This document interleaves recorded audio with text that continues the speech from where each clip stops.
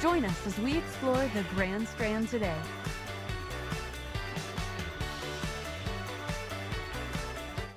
Welcome back to Grand Strand today, friends. Thank you so much for sticking with us for the second half hour of today's show.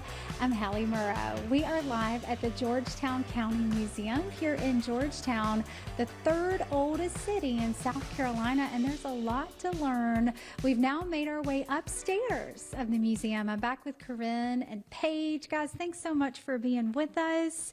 Corinne, I want to talk a little bit about the furniture we see here, much different than baby furniture we'd see today. Take us through these pieces.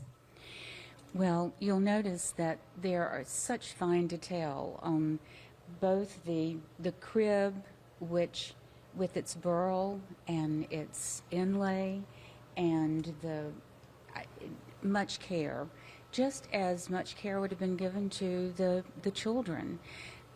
They hoped that the children would live to adulthood, and they did not always. I suspect that this crib, this cradle, once had rockers on it as well, but it's been made a little more utilitarian and can roll around, just like the rollers on this high chair.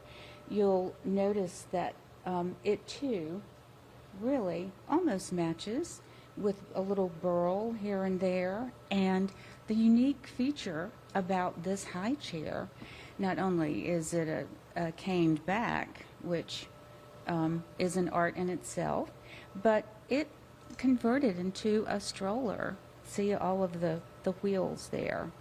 But And they I all didn't do understand. that. I understand this was found in a home dating all the way back to the 1700s. Yes, the Tarbox family. The Tarbox family, the home goes back to 1790, and it's on Prince Street, about 2 blocks from here. And the last owners of the home, they donated these items to the museum. Wow, they're beautiful. It's so interesting to see how times have changed. As we walk along, guys, we're going to see some information on building South Carolina's third town, the third oldest city in South Carolina.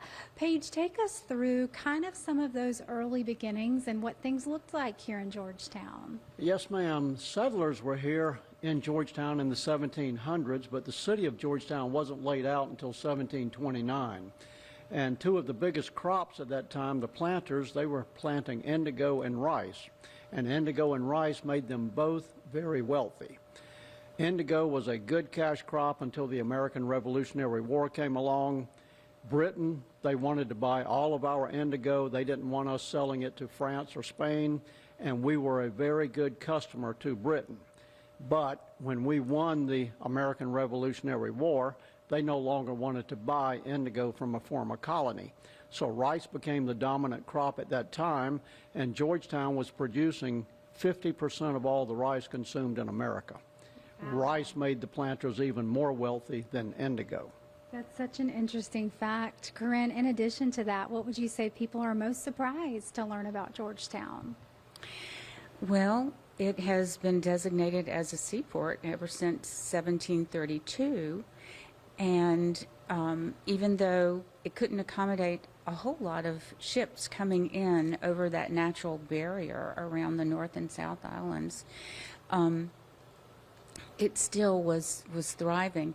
I think one of the things that surprised me the most is you look out and you know that the timber industry was predominant after indigo and rice, but ships weren't really built here. The lumber was shipped north to northern.